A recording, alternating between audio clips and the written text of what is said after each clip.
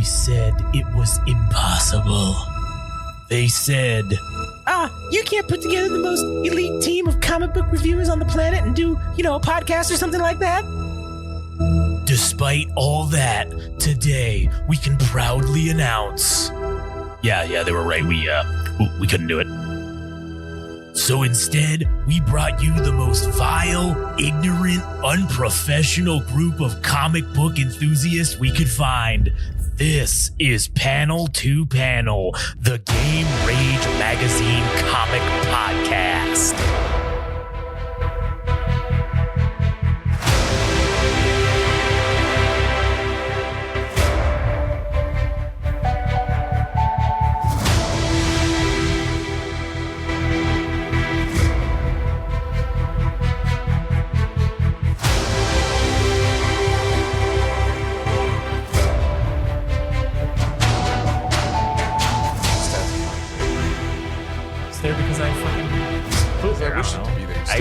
Just quit asking questions, all right? This is Panel to Panel, the premier Game Rage Magazine comic book podcast.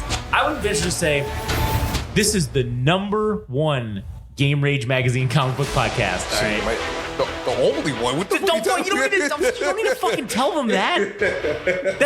That's the whole point. It's number one because it's the only one, but they don't need to know that part. God damn it. All our podcasts are number one. Yeah, all our podcasts are number one in their respective fields in Game Rage Magazine because they're the only ones. We need a Fortnite podcast. You know what? That's actually the Team Killing Glitch starts probably. That's true.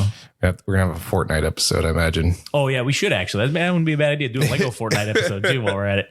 Anyways, but if you want to hear about that kind of weird stuff, such as Fortnite or other things, you can listen to our other podcasts on our website or anywhere that podcasts are sold. But if you want to see what we got, go to GameRageMagazine.com and you can see the full smattering and full list of comics that are, or not comics, podcasts that we have available. If you want to follow us on social media, you can follow us at Game Rage Magazine. You can also follow us at Game Rage Mag on Instagram TikTok. God damn it. I'm an idiot.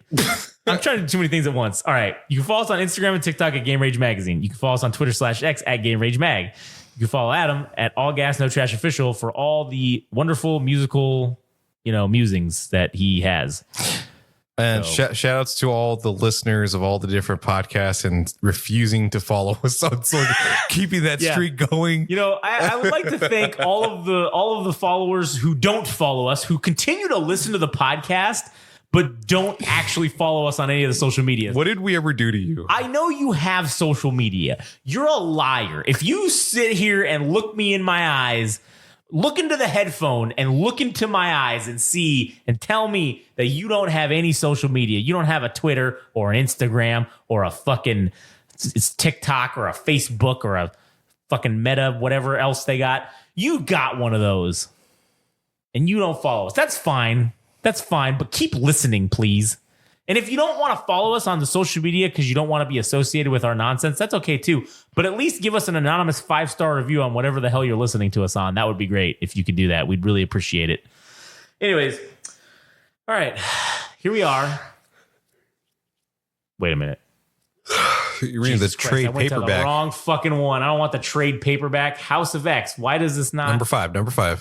Oh, fuck. I don't know how to read. All right, here we are. Now, for the newest episode, House of X. Number Trace. Oh, wait. Maybe it is 3. Oh, yeah. This is a good one. Oh, fuck yeah. Oh, yeah. All right. So we start off with this nice cover of this giant Master I'm Mold. assuming it's the Mother Mold. Mother Mold, yeah. And it's, next to the sun. Fuck and then yeah. You've got fucking...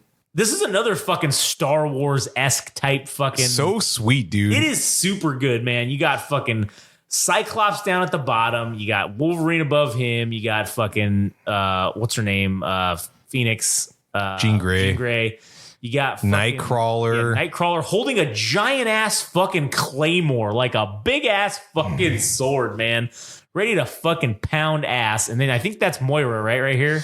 I don't know who the fuck that is. I don't know who the other chick is. I thought it was X-23. I'm not sure, dude. Maybe, I don't know. But that's Angel. Archangel. Archangel. All right, yeah. And so You got all this cool shit going on this cover, man. The Fuck yeah, shading dude. is This is great. I thought this was issue 4. No, this is where the good shit happens. Oh, all right. Good.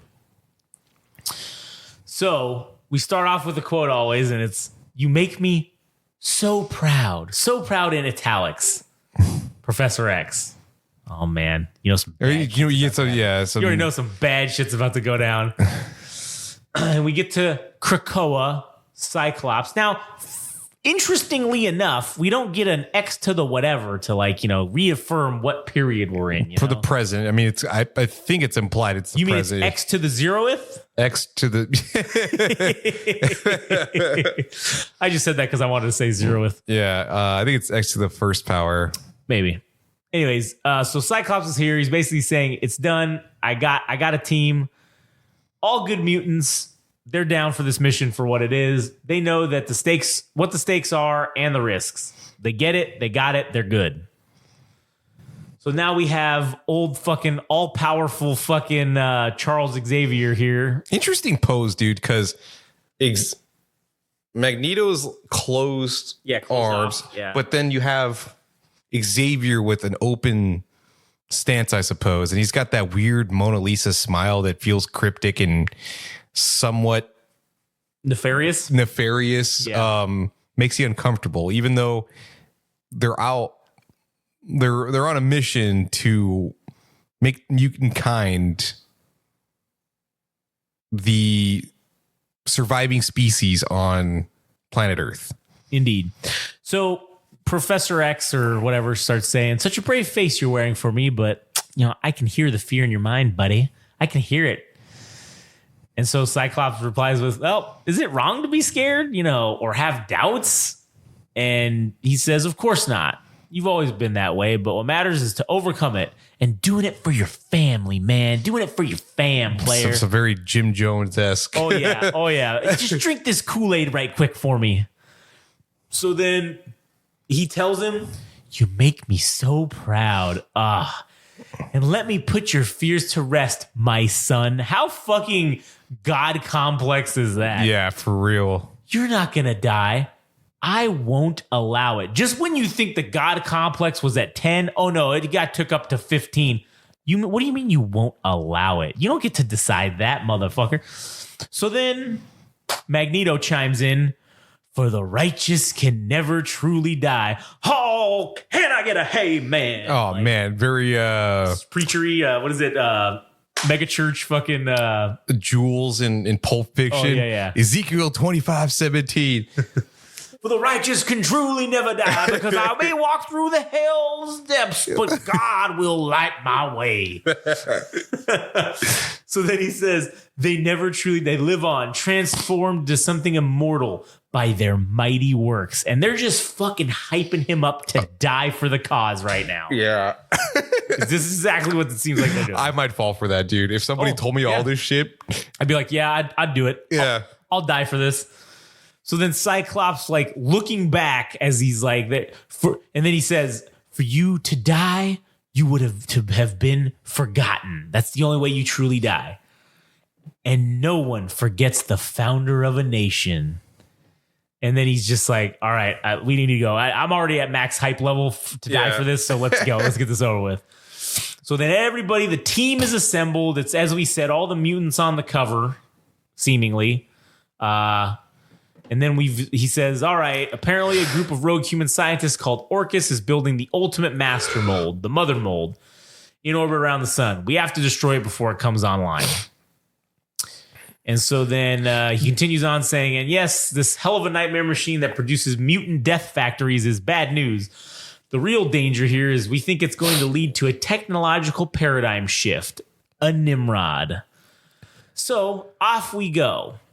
But be warned, we won't be taking Krakoan fauna with us, which means there's not going to be a gateway home. We have to get in, get out, and get home the old-fashioned way." And so Archangel tells him, "I don't get it. Why no plants, bud?" And wait, we didn't know who this one is, right? I don't remember who that is. Yeah, blonde chick with the face says, "Yeah, call me crazy, but it seems like a good idea having a backup emergency way home." And then we don't know who this is either. Maybe X-23. I don't know. I don't think that's her, but I don't know. We'll fucking see. So then it says, so then this new chick that we don't know who she is says, that's because you're only thinking of success, not planning for failure. What if the mother mold AI gets a good hard look at what we're doing here on Krakoa, how all of this works? Who knows? Maybe they find something we haven't. And Cyclops says, yep, Monet. He says exactly Monet. So her name's Monet. So we can't risk it. No plants. Got it? And he's like, hey, Mystique, you listening? Yeah, my ears work Summers, you bastard. She doesn't want to do this, but I mean, because they kind of have everybody buying into this whole dream of Xavier and Magneto and Moira McTaggart. And even I don't even think Mystique really buys into it. She's just there because at this time, it currently benefits her. Right. And Mystique is always about what benefits her. That's always her number. She's always about number one. Because she's always been burned by people. Right. So, yeah, why wouldn't he? Right. Well, yeah. So then Jean Grey asks him, what about the human crew?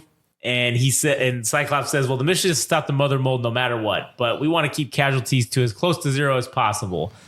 The station has a long-term capacity of just over 3,000. So there's probably a lot of innocent civilians alongside whatever security they have. Yeah, so they're going to try to keep the deaths to a minimum, but then you have Wolverine aboard, so who the fuck knows how that's going to turn out. And on cue, Wolverine literally says, innocent civilians don't build machines to exterminate a species, Slim. Yeah. So Wolverine's like, they're all the enemy. I'm killing every single one of them. And of course, old fucking righteous McGee, Jean Grey has to pop in. They're not soldiers in the war, Logan. They're just scientists scared of their own future. And then he just was like, all right, punching it. Fucking hitting light speed, going to fucking... And they're actually taking off from... The moon, which is like, this is apparently some Krakoan hive on the moon or some shit, like the dark side. Yeah, they got the Krakoan seed plant. Yeah, on the moon. I guess so it's quicker to leave from the moon. They just teleported there and are able to... I mean, yeah, it makes sense. I mean, there's no fucking gravity they have to fight against from Earth. They just take off the moon and they're 1/4 the weight. So it's true. So then a panel, just scientists, huh? How exactly do you think humans went from sticks to bombs? So now we get this another it's not an infographic, but it's just info about the machines, and it's talking about the Sentinel to Nimrod progression. And so you have the Sentinel Alpha, which is a non-sentient mutant hunting robot based on non-replicating adaptive technology, and that's the Mark 1 through Mark 8 Sentinels. Then you have the Master Mold, which is a replicating, adaptive, fixed or mobile Sentinel factory that is self-aware and capable of creating Sentinel drones. Then you have the Mother Mold, which is a replicating, adaptive Sentinel factory that is self-aware and capable of creating Master Molds.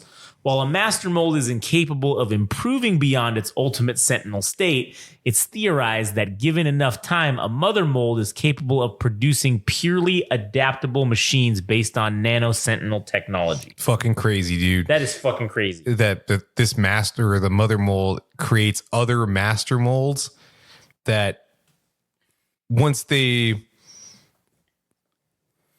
created, yeah, maybe that is their fixed limitations that they have, but the Master Mold could supersede that in the future, adapt, and then create new Master Molds that have those new adaptive features. Right, and then you get to what they're calling is an Omega Sentinel, which is a human infected with nano Sentinel technology and progressively transformed from human to machine. And then it says, see the Omega cycle.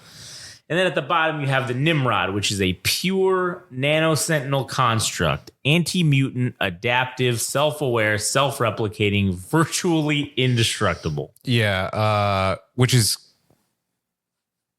almost like a human. A human was those things in the past, but I mean, we eventually die and everything. But this is unkillable. Yeah, for the most part. Man, the fucking the way everything is just so succinctly put for you to have all the information that you need, get all the lore. Yeah, and now they're tying it in even further. So now we have the Moira situation here, where it's just saying a Nimrod is an end state, nano-sentinel construct. Moira X has learned that while emergent AIs are unavoidable, an anti-mutant Nimrod is not.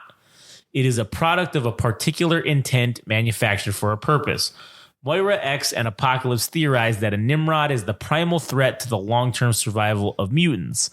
Moira and Apocalypse attempt to acquire the information surrounding Nimrod's origin.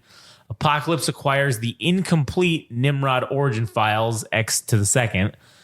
Nimrod origin files imply the raw developmental / processing power necessary to produce a Nimrod is entirely dependent on certain technology thresholds being reached. A Nimrod almost always occurs in conjunction with / resulting from a mother mold. So this mother mold is like the basis. What the fuck? Just close the tab. Close the tab. Jesus Christ. Close the tab. Fucking piece of shit. All right, now I gotta fucking fire it back up again. All right, what was this on? House of X. House of X. Yeah. So our methods in which we read this comic has been compromised somewhat, but we're back on it now. We're back on now. All right. So we just read through the bits about what the X-Men managed to accomplish in order to get to to where they're at now. So then basically it was saying that a Nimrod is always happens with a mother mold. It comes from a mother mold. Like, so if you delete the mother mold, theoretically you won't have the Nimrod. So then Moira dies, Moira reincarnates. Moira and Charles Xavier tasked several mutant technopaths with creating a system called Sleeping Giant to monitor for Nimrod technological thresholds being reached and or the attempted creation of a mother mold. The Orcus protocols are enacted. Moira and Charles discover Orcus through Sleeping Giant. Charles Xavier and Magneto acquire plans for the Orcus Forge, Soul's Hammer, home of a dormant but soon to be active mother mold. Charles Xavier and Magneto tasked the X-Men with destroying the mother mold and preventing the creation of Nimrod. That shit's crazy. So just as they were watching the X-Men were watching what was going on. Yep. Same. So it was like it's like a Cold War or arms race. Yeah. KGB versus CIA. We're US versus USSR. Yeah. They're watching us. We're watching them. We're keeping up. We're saying, all right, cool. We know you're going to make this thing. We're going to destroy it. Oh, we're making a thing. You're going to destroy it. All right, fuck. Now we're back to square one. Then we get into the Project Achilles, which it says is at the Department of State, USA. Project Achilles is a superhuman, super maximum security prison built to house only a maximum of 30 superpowered criminals, the worst of the worst.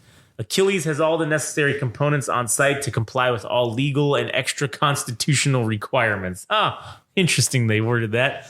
Along with a security and judicial staff that rotates on and off site every 3 months. Once someone arrives at Achilles, they stay at Achilles until their shift is over. The only exceptions are for an external breach or a loss of containment. Civilian access with a little star and special admittance to Achilles is only possible with a dispensation from the United States Department of State. And the little star reads, a pre-approved list of civilians, almost all immediate and extended family is allowed access to the inmates once a year. But to date, no one has ever requested such a visit. So now we get to Project Achilles, Superhuman, Supermax Penitentiary. And they're showing the outside of it, and then it says, docket 6732_D3, only one case today, Judge. Supervillain processing. All quiet on the Western Front, A.G. Tulliver. Questioning, and then she says, what we lack in volume, we're making up for in depravity, Your Honor.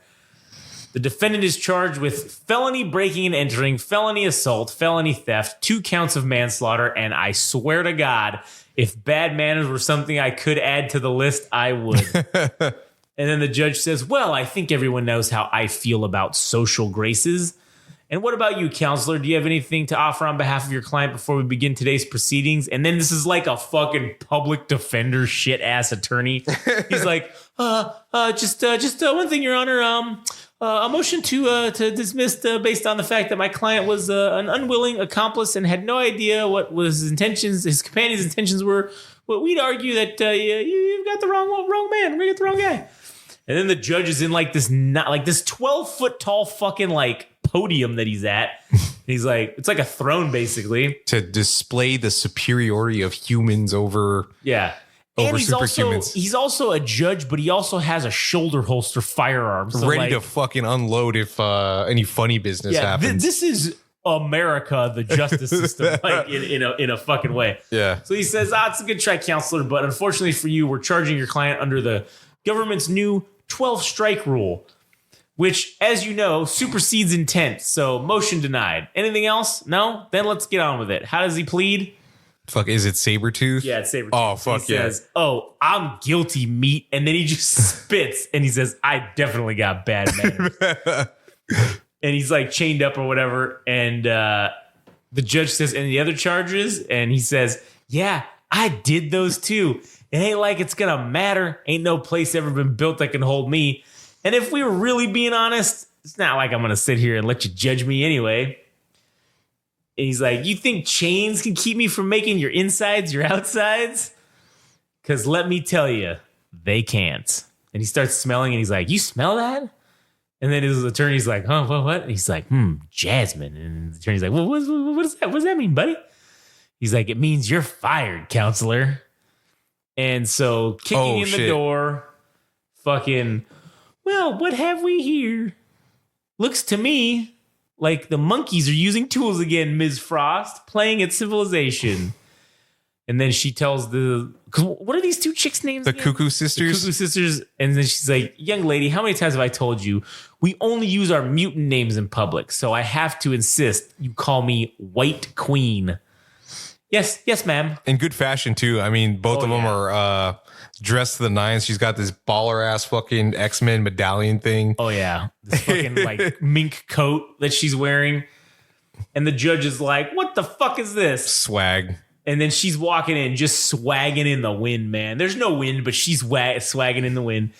She's like, I'm not sure that's the question you should be asking. There's quite a difference between what's getting ready to happen and what it really means. And so he's like, well, enlighten me. So then she goes on to say, well, that's certainly the correct position to assume. What's going to happen is that you're going to surrender Mr. Creed here to me. And then she's like, Sabretooth, ma'am. And she's like, yes, thank you, Sabretooth. You're going to give him to me because in anticipation of Krakoa becoming a sovereign nation, all Krakoans on United States soil, natural born or otherwise, now enjoy the privilege of diplomatic immunity. Hell yeah, brother. A recent gift from your State Department. And then one of the cuckoos is like, we have all the paperwork if you need it there, buddy. But it's totally cool if you leave his chains on. You know what this equates to? What? Emma Frost saying, that's not going to work for you, brother. Oh, yeah. That's a true story. True story. But what's actually funny is the attorney general actually says, this isn't going to work for me, brother. And then Emma Frost says,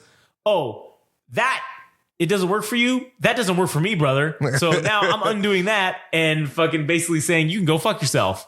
And she's like, we don't answer to you. And the judge is like, this thing is a killer, as he pulls out his gun to point it at him. And he's like, and so then Sabretooth is smiling with this giant grin saying, just like my mama made me, and I ain't close to done yet. And so then she's like, yeah, he's a bit of a monster. On that, I can't argue with you, but he's our monster, bitch. From this day forward, mutants won't be judged in human courts or by the likes of you. And so then the attorney general pulls out her fucking gun and starts pointing it at it. She's like, no, this is not how it ends today. Not on my watch. And she looks at her and says, normally I'd dominate that little mind of yours and make you stick that gun where your last boyfriend left you. But I've been told the art of diplomacy is about equalizing power dynamics. So why don't you pretend that some larger American purpose is being served here today, and I'll pretend like you could have stopped me. Damn, so baller. Man, such a undermining of the U.S., dude. Yeah. And they're just walking out with fucking Sabretooth. And she looks back and says, it's a brave new world, darlings. Best get used to it. Swag As she walks out. And then we have the Omega cycle, and it's the human to Omega Sentinel process. So step 1 is infection. A human host is injected with nanosentinel technology. Step 2 is nesting. Self-replicating biological machines propagate in the host. God damn, that sounds like all kinds of horrible. That probably sounds painful. I don't know. Then replication. Biological machines replace existing host systems and organs. Holy shit. Terrible. Then dormancy. During the dormant period, the biological host is partially transformed from organic to machine. Then activation, post-dormancy transformation. A host becomes operative and is capable of activating in proximity to a mutant. Then union, which is post-activation. The human host becomes aware of the combined consciousness of it and the sentinel directives it has been infected with. This is almost always a prolonged process that mirrors those recovering from trauma. Wow, that sucks. Then adaptation, total integration of host and machine, and then the Omega, which is total machine state.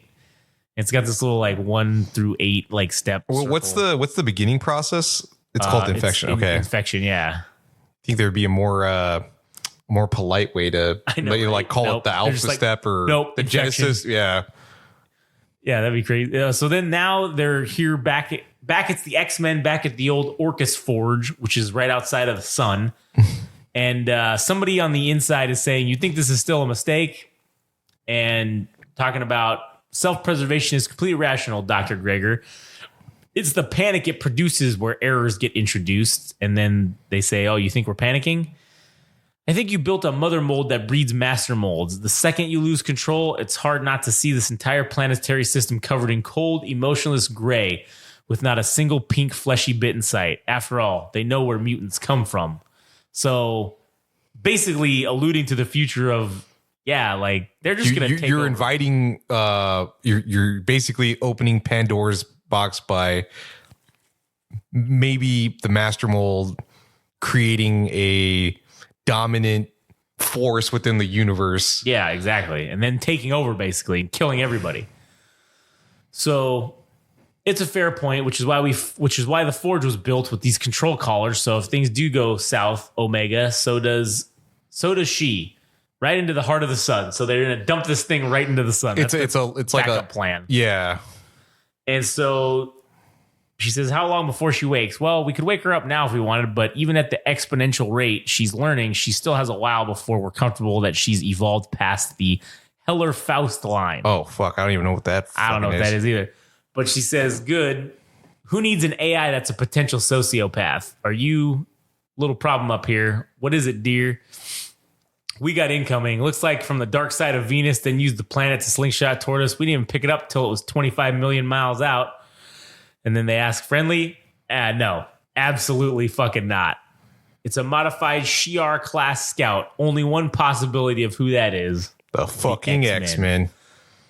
How could they possibly know what we're doing? And so then they're like, well, somebody talked. Snitches. Somebody was listening. Maybe someone was watching the whole time. Who knows? But if they're coming, then it's pretty obvious what they're after. The mother mold. So then they're saying, "Hey, can we stop them from getting here?" And they're like, "Nah, we can't do that. Long range, their countermeasures will be too good. And even though we'll unload our batteries on them when they close the distance, nothing we have is going to be able to punch through the shields." And then they're just like, "Well, we fucked up. That's it. We were expecting to be online before we got their attention. Nope, it's over. It's done. So now we're going to have to repel them. That's about it. That's the only option we have." And so then the scientist is like, "All right, we're on the way. No, stay there. Protect the mother. Why don't you just recall the drones from Mercury to defend the station?" He's like, "Yeah, I already did that, but it ain't going to matter. Even though we're in a fixed position between the sun and Mercury, it's at the apex of its elliptical orbit. They're coming, but they're going to be too late." And then it shows all these different sentinels. Types of sentinels just fucking hauling ass. Look at that. They got a Gurren Lagann fucking drill sentinel right here. This is like one that's literally a drill. Yeah, it's literally a drill. It's pretty cool. And so then she's just like, "Ah, damn it. Hey, cheer up, my love. It's just a little fight for the survival of our species. Nothing to worry about here." And so then the X-Men are getting blasted at. It's doing nothing. So then Cyclops is like, all right, we're almost there. Send him in. And then Wolverine yells out, hey, Kurt, recon. And so then, wait, who's this? This was Monet. She's like, hey, the schematics say that we should be able to access the Mother Mold's ejection collars from these 4 locations. We need to know if the plans are correct because right now we're planning to jump in there and pop the releases. We'll fight if we have to, but it'd be a lot easier to know that the plans are right. Got it? And then fucking, what's his name? Nightcrawler's like, oh yeah, I got it. And don't be so itchy, Fraulein. I'll be right back. And then poof. Fucking poofs right out of there and right into the Orchis headquarters. Right into the fucking front of the doctor. And he's like, he's like, Karima, what a surprise. And then she's like, oh, hello, Kurt. Picking sides, are we? And she's like, actually, that was all of you, wasn't it? And then he says, And then he disappears. He says, they're going to go for the control collars. Erasmus, are you there? We've been breached. They have a teleporter. His name is Nightcrawler. And he's like, yeah, all right. I got his file. His powers are point to point and low yield. So they're still going to have to dock to insert any kind of sizable assault force. And he says, I moved all our forces out to the hangars. We'll meet them there and hopefully buy enough time for the drones to get here. All right, be careful. And she's like, that's disappointing. And the doctor's like, what? Very linear, their plan for a very non-linear foe. Something is afoot. And then you just hear this, or you see this rumbling noise. And then, bam, look at that. They didn't even go to the hangar. They just latched right onto the fucking outside of the spot. And then he jumps, Nightcrawler jumps back in and says, they have an Omega Sentinel in there with them. We'll deal with that when we have to. First things first. Extending the breaching collar. And so they fucking pop this fucking, what is it like? It's like a fucking Space Marines fucking breaching technique where they're just gonna saw right through the fucking outside of the ship and just go in that way. Hey, I don't know how that's gonna work because like that thing would have to create a seal tight enough to go on top of the thing and then cut that shit out. But it's like, what's stopping on the entire tube? What's stopping that from fucking air getting out or just space sucking? Yeah, Jesus, because they got to it has to repel the vacuum of space. Fuck, I don't know. So then this Erasmus or somebody's under there. And he's like, damn, and he's hitting buttons. And then he's like, bad news, dear. What is it? They're cutting through the hull of the station, making some kind of entrance, which is yet another failure in today's total failure of expectations. And he's like, fuck, man, this is a good idea. It's smarter than that. They're hitting the right section to access the whole station. He's like, I'm sure they got plans and this has been planned to perfection. Like, there's no fucking way. Which, if I understand correctly, like everything up until this point where they got the information from the little thing or whatever from the future has afforded them the opportunity to execute. So across different fucking timelines, they're at this Orchis headquarters thing and their plan is going pretty fucking swimmingly because of this plan that has been orchestrated over fucking multiple timelines to get this shit right. Yeah, and so Erasmus says that their only hope is to respond asymmetrically or irrationally in a way that basically they're not going to have. There's no way they could have anticipated this. And so she's like, what are you talking about? What are you doing? He's like, oh, whatever it takes, to build a better world. And so he basically turned his gun into like some kind of a bomb, it looks like. And he's like, I joked about it a lot, but I do really wish we'd had kids. And then she's like, no. And he's like, be strong, love. Don't let him win. And he fucking blows himself up. Yeah, fucking A, dude. And also takes fucking the ship with him. With him. So now this has become a one. What's the expression? For what? That they're not. There's no turning back point. It's a one-way mission. Oh yeah, this is a suicide mission. This is a one-way fucking mission. There's no getting back now. And then we have the quote here at the end saying, "For you to die, you would have to be forgotten, and no one forgets a founder of a nation, Magneto." Oh fuck! It ends here. Shit. Then it was 4. Yeah, so it's 4 or whatever. 4 is the one where things get real. Oh shit! Real fucking crazy. They gave us the Krakoan alphabet. Yeah, that's kind of cool. So it says, Krakoan, upon arriving for the first time to the mutant nation state of Krakoa, a resident telepath will imprint the Krakoan language into the mind of the newly arrived mutant. Once this is done, that mutant is capable of reading, speaking, and fully understanding the Krakoan language. Krakoan was created by Douglas Ramsey to be mutantdom's first autochthonious language. Autochthonous,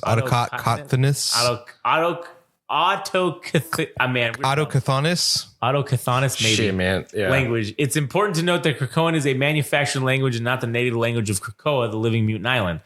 Language of Krakoa is untranslatable, and almost all human/mutant brains are incapable of comprehending it. The only known exception is the mutant cipher. It'd be interesting to go back and look at the things that they say, like you know how they have the little things in Krakoan, to see if it like lines up to anything. Like Cathanis.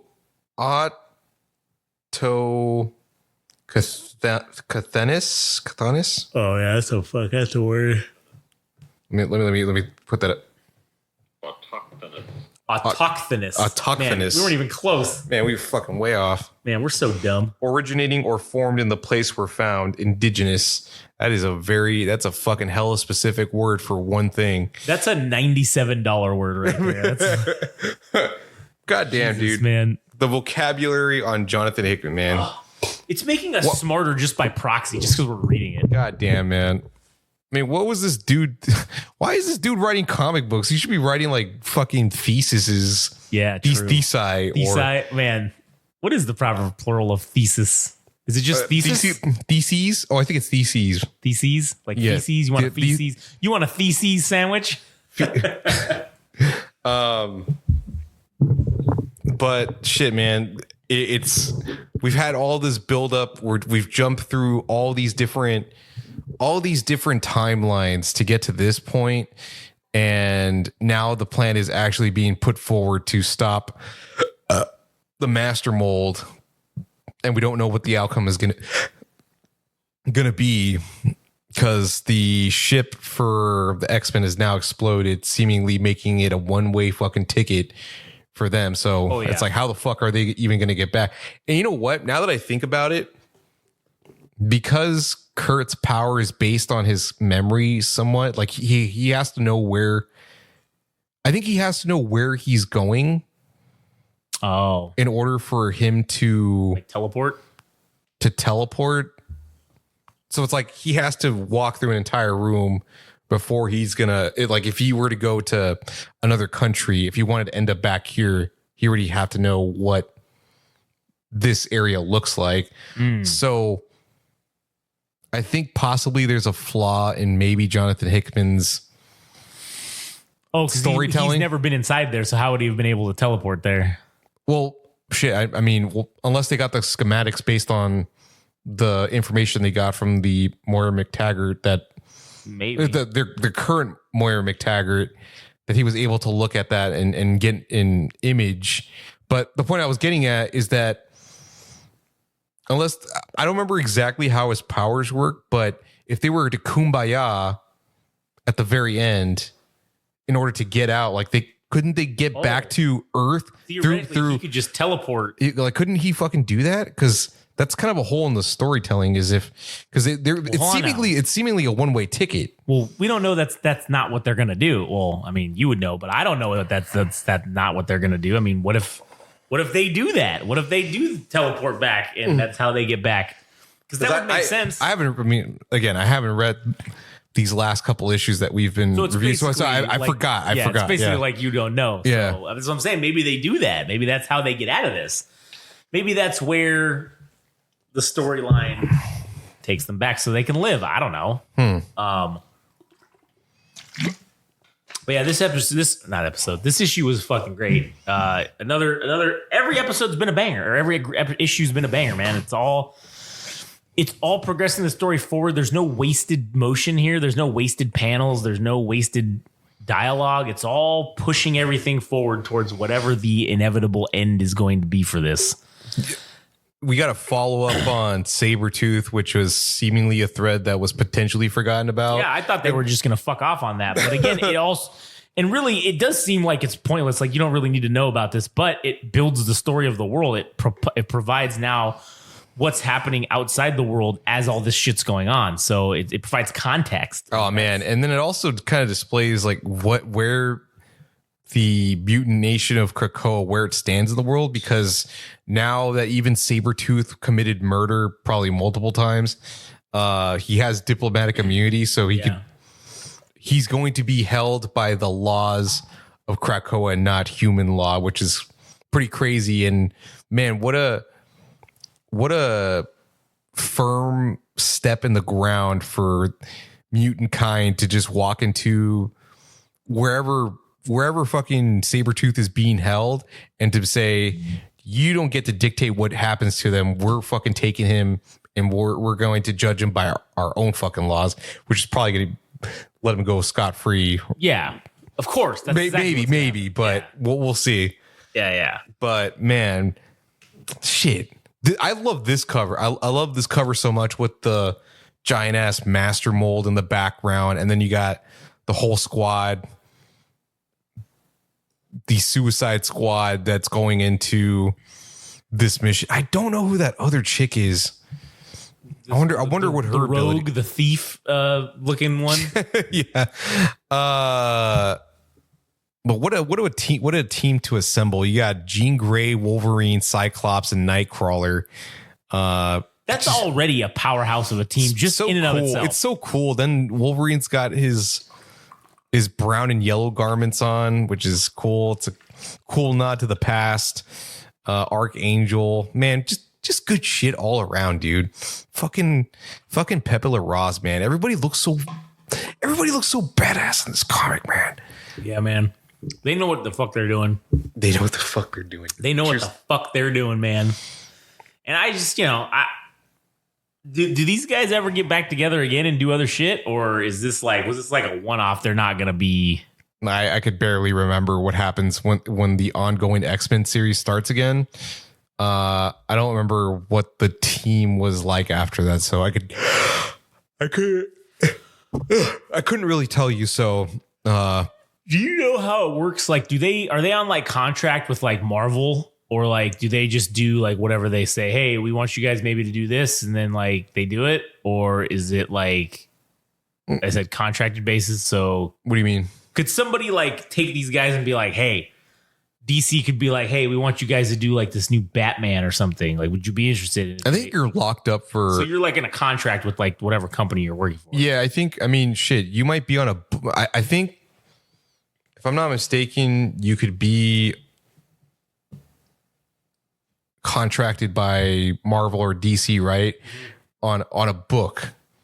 And then if they see your potential as an actual writer / like artist duo, or even individually, then you get offered like a multi-year contract.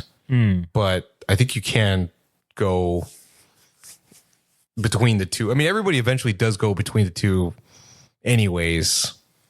And then, the post game shit after jumping between the two major publishers is that you end up going to like Image or making your own shit because now you've established yourself as a writer and artist that you can now go do shit on your own and seemingly do well if you sell your own books and stuff.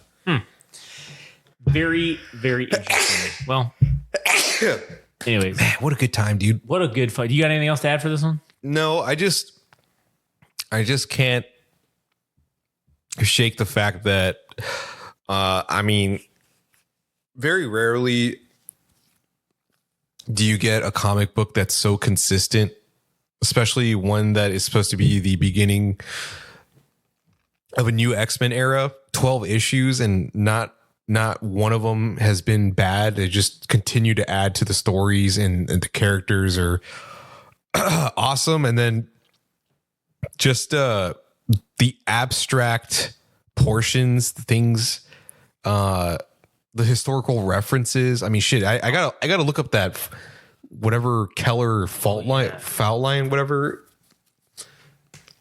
Let me go back and find that real quick. That was when they were talking about the master or mother mole, right? It was when the doctor and this shit were talking. Yes, it said it needed to reach a certain threshold. Heller Faust line. Yeah, the Heller Faust line. Might as well look that up and see what the fuck that is, because I don't even know what the hell that is. What the fuck, dude? How does he even bother? I mean, how? What the fuck? What is the Heller-Faust line? I'd rather see like a Wikipedia page about this shit. Oh, there's something about annotations. There's not a Wikipedia page on this, like. But there was annotations. What's the annotations? Somebody. Go back. Go down. Annotations. Try that real quick. Which one? Wait, which one's the annotations? Right there, the second to last one. Oh, this one? Because it'll give. It looks. It seems to be a. What page was it? 28? Maybe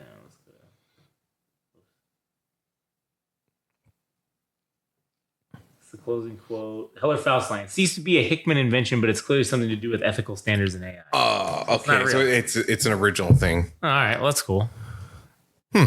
Interesting. Well, now we know. And no one's half the battle. I'm just gonna make my own shit up too. Yeah, that's a good idea. I'm gonna make my own my own fictional metric thing to it's the McCormick and what's another funny name? The McCormick and Rosenbagger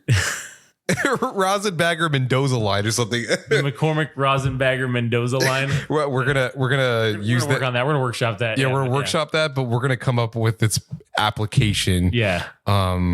Robots that don't batter over 200.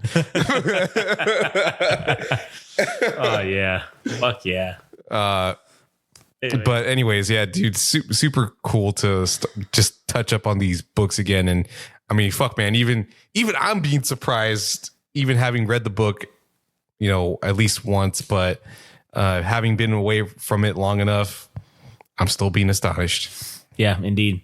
Anyways, all right, cool. Well, I guess that'll be the end of this episode. So, thank you guys for listening, and I guess we'll catch you on the next one.